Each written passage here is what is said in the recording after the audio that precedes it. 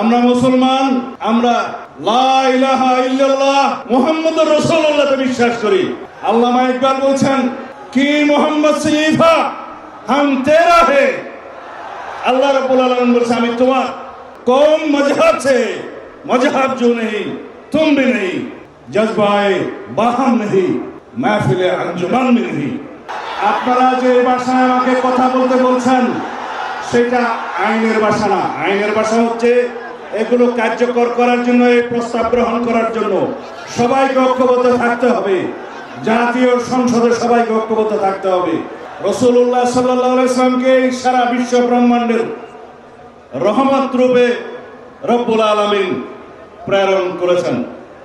আমরা মুসলমান, আমরা লা ইলাহা ইল্লাল্লাহ মুহাম্মাদুর রাসূলুল্লাহকে বিশ্বাস করি। রাসূলুল্লাহ সাল্লাল্লাহু আলাইহি ওয়াসাল্লাম বলে গিয়েছেন আমি আখেরি নবী, আমার পরে কোনো রাসূল আসবে না, কোনো নবী আসবে না। যদি কেউ এর পরে কেউ দাবি করে থাকেন, নিজেকে নবী ঘোষণা করে থাকেন, তাহলে তিনি রাসূলুল্লাহ সাল্লাল্লাহু আলাইহি ওয়াসাল্লামের এই বাণীর মধ্যে নাই। আল্লামা ইকবাল বলছেন কি মোহাম্মদ সিফা হাম তেরা হে। আল্লাহ রাব্বুল আলামিন বলছেন আমি তোমার ये दुनिया चीज है क्या लोहो कलम तेरा है। আল্লাহ রাব্বুল আলামিনের জবান দিয়ে এই শের বলছে। তা আমরা রাসূলুল্লাহ সাল্লাল্লাহু আলাইহি ওয়াসাল্লামের আখেরি নবী হিসাবে বিশ্বাস করে কলমা পড়ে আমরা মুসলমান হয়েছি। বাংলাদেশের মানুষ হিসেবে আমরা এই দেশের নাগরিক হিসাবে বাংলাদেশি পরিচয়ে বিশ্বাস করি।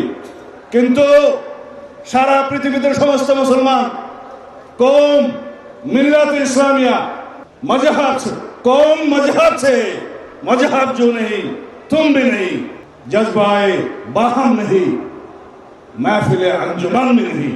এই হচ্ছে আমাদের শেষ বক্তব্য আল্লামা ইকবালের ভাষায়।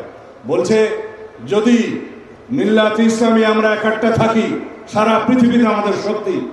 আমরা এই কौम হিসাবে, মুসলমান হিসাবে পৃথিবীতে বিভক্তির কারণে আজকে প্যালেস্টাইন আমাদেরকে হত্যা করছে, গাজাতে নির্মম হত্যাযজ্ঞ চলছে, সারা পৃথিবীর বিভিন্ন জায়গায় আমাদের রোহিঙ্গা ভাইদেরকে হত্যাযজ্ঞে শিকার হতে হচ্ছে শুধু আমাদের দুর্বলতার কারণে।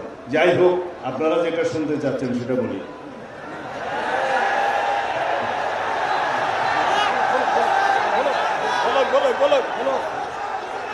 ইনশাআল্লাহ যদি বাংলাদেশের রাষ্ট্র ক্ষমতায় সরকার পরিচালনার দায়িত্ব আল্লাহ রাব্বুল আলামিন আমাদেরকে দেয়,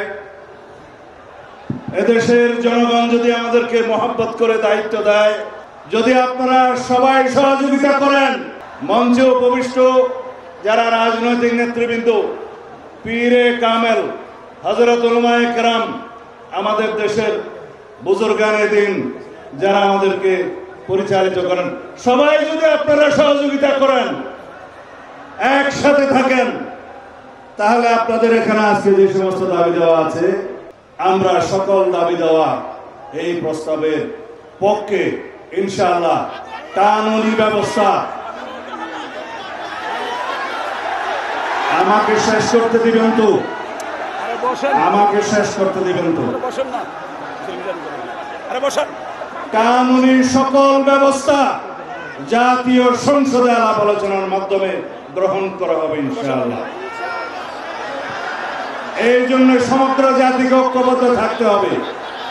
যাই হোক, আপনারা যে ভাষায় আমাকে কথা বলতে বলছেন সেটা আইনের ভাষা না। আইনের ভাষা হচ্ছে এগুলো কার্যকর করার জন্য, এই প্রস্তাব গ্রহণ করার জন্য সবাইকে ঐক্যবদ্ধ থাকতে হবে।